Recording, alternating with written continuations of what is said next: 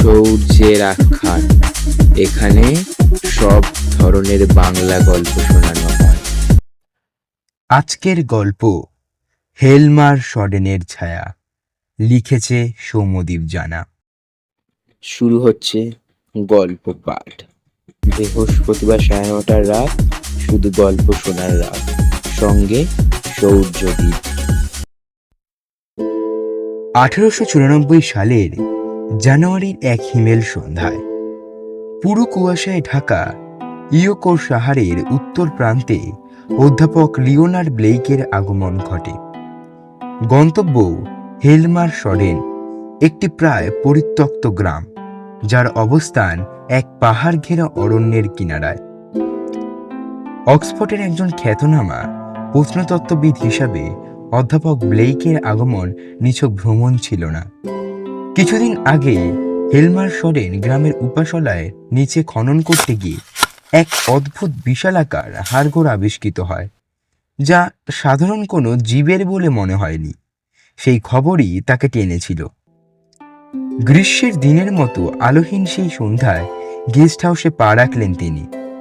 দরজায় সাটা কাঠের ফলকে লেখা ছিল, বহিরাগত সাবধান। ভেতরে কাঠের মেঝেতে চির, দেওয়ালে স্যাঁতস্যাঁতে ছোপ, আর বাতাসে ভেসে বেড়াচ্ছিল অচেনা এক গন্ধ, কোনো অতীতের যা এখনো জীবিত। পরদিন সকালেই অধ্যাপক সাক্ষাৎ করলেন জন ও ম্যারির সঙ্গে। হেলমার শডেনের প্রবীণতম বাসিন্দা, গ্রাম প্রধান। তিনি ছিলেন রুগ্ন শরীরের, কিন্তু চোখে ছিল গভীর জ্ঞানের ছাপ। আপনি যা খুঁজছেন তা মাটি ছেড়ে গেছে বহু আগেই। ও ম্যালি বললেন। কি অর্থ আপনার? তার কবর ছিল চার্চের নিচে, কিন্তু তার ঘুম চিরন্তন ছিল না। ব্লেক বিস্মিত হন। ও ম্যালি ব্যাখ্যা করেন, গ্রামের পুরনো লোককথায় এক দৈত্যের কথা আছে, গ্রিফ মুলুফ দা হলো। সে ছিল এক নরস যোদ্ধা যাকে বিশ্বাসঘাতকতা করে হত্যা করা হয়েছিল, এবং প্রতিশোধের আগুনে জ্বলতে থাকা তার আত্মা আজও মাটির নিচে বন্দী। সে এক ড্রাগার। বললেন ও ম্যালি।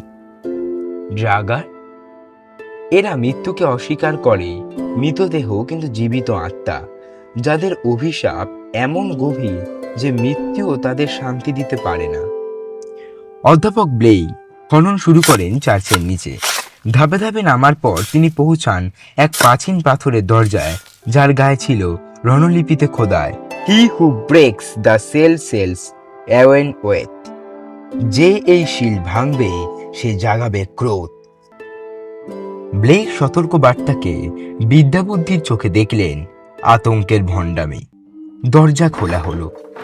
ভেতরে অন্ধকার গুহা, মাঝখানে বিশাল পাথরের কফিন, তার পাশে এক লম্বা তরবারি, ধাতব খাপে আটকে থাকা। তরবারির গায়ে খোদাই করা সিঙ্গুয়ার ইন। কিন্তু তরবারিটি তুলতেই এক ঠান্ডা হাওয়া চারপাশে ঘুরে উঠল, যেন কারো দীর্ঘ ঘুম ভেঙে গেছে। গুহা কেঁপে উঠল। বাইরের রাত নেমে এলো অস্বাভাবিক দ্রুততায়। সেই রাতেই গেস্ট হাউসে অধ্যাপক তার নোটবইয়ে লিখেছিলেন, হঠাৎ জানালার কাছে কুয়াশার ভেতর আবির্ভূত হলো একটি বিশাল মুখ, চোখ শূন্য, দৃষ্টি ভয়ঙ্কর। তারপর এক গম্ভীর ধাতব কণ্ঠ কানে আসে, আমার তলোয়ার ফিরেছে, এখন আমি ফিরব। পরদিন সকালে গ্রামের এক বৃদ্ধার বিকৃত দেহ পাওয়া যায়। তার চোখ ছিল ফাঁকা, হাড়গোড় যেন চেপে গুড়িয়ে ফেলা হয়েছে। মৃতদেহের গায়ে আঁচড় কেটে লেখা ছিল এক শব্দ, উইকেন্ড। গ্রামের মানুষের মধ্যে ভয় ছড়িয়ে পড়ে। সকলে অধ্যাপককে সন্দেহ করতে শুরু করে। ব্লেক খোঁজ করতে থাকে এই গ্রিফ মুলুফ কে ছিল। পুরনো নর্স দলিলপত্র ঘেটে তিনি খুঁজে পান গ্রিফ মুলুফ এক নর্স চ্যাম্পিয়ন, যাকে তার রাজা বিশ্বাসঘাতকতা করে জীবন্ত কবর দেয়, কারণ সে চেয়েছিল সত্য প্রকাশ করতে।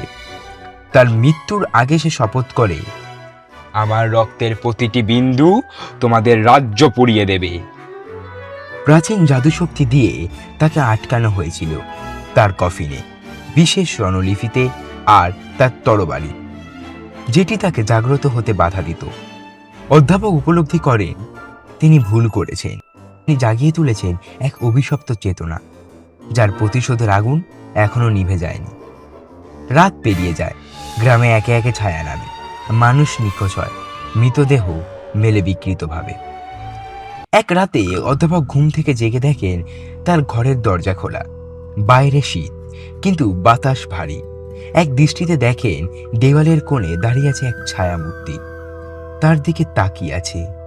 চোখ নেই, কিন্তু দৃষ্টি আছে। সে চলে যায়, আর তারপরে জানালার কাছে ধরা পড়ে 4টি আঙুলের লম্বা ছাপ। ব্লেক বুঝতে পারেন ড্রাগার তাকে দেখে ফেলেছে। জন ও ম্যালির সহায়তায় তিনি খুঁজে পান একটি পুরনো গুহা হেলমার শরেনের বাইরে, যেখানে বহু প্রাচীন অগ্নি স্নান অনুষ্ঠান হতো। ও ম্যালি বলেন, আগুনই একমাত্র যা ড্রাগারকে নাশ করতে পারে। তারা তৈরি করেন একটি ফাঁদ, কফিন থেকে তরবারি ফিরিয়ে এনে সেটি পুনরায় কফিনে স্থাপন করার পরিকল্পনা হয়, কিন্তু জানে সেটা করা মানে ড্রাগারের সম্মুখীন হওয়া। এক রাতে তারা গুহায় যায়, সঙ্গে গ্রাম থেকে মাত্র 2 জন সাহসী যুবক। হঠাৎ চারপাশ কেঁপে ওঠে, বাতাস ঘুরে যায়, মাটির ফাটলে আলো দেখা যায়, আর বেরিয়ে আসে সে, গ্রিফ মুলুফ। 6 ফুটেরও বেশি উচ্চতা, গায়ে কালো হাড়ের মতো কিছু, হাতে আগুনবিহীন অস্ত্র, চোখ দুটি শূন্য কিন্তু যেন খালি নয়। ব্লেক তরবারি তার দিকে ছুড়ে দেয়, ডাগার তাতে থামে না, বরং তার গলা দিয়ে আসে এক গর্জন, তোমরা আবার বিশ্বাসঘাতকতা করলে। লড়াই শুরু হয়, একে একে সবাই মারা যায়, কেবল ব্লেক রয়ে যান। তিনি ড্রাগারকে ফাঁদে ফেলেন, আগুন জ্বালিয়ে দেন। ড্রাগারের চিৎকার গুহা কেঁপে ওঠে, কফিন আগুনে জ্বলে যায়, তরবারি তার বুকে গেঁথে থাকে, সব পুড়ে ছাই। পরদিন লোকজন গুহায় এসে দেখে সব ছাই। অধ্যাপকের দেহ নেই, কেবল পড়ে আছে তার নোট বই।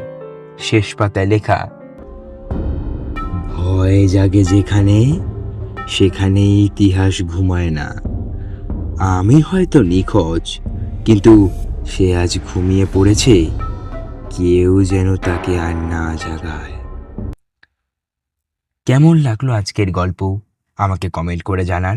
এবং আপনাদের একটা সুখবর দিয়ে রাখি, সূর্যের আখ্যানে জুন মাস থেকে শুরু হচ্ছে একটা নতুন সিরিজ, সামাজিক গল্প কথা। আমরা জুন মাসের প্রথম উইকে চেষ্টা করছি নিয়ে আসার সেই সিরিজটা। আমরা দেখছি কতদূর কি করতে পারি। আজকে এপিসোড এখানে শেষ করছি।